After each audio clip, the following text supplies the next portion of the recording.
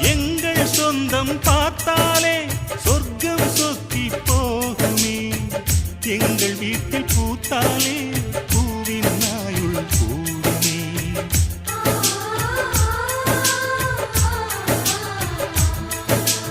இரண்டு கண்கள் என்றாலும் பார்வை என்றும் ஒன்றுதான்.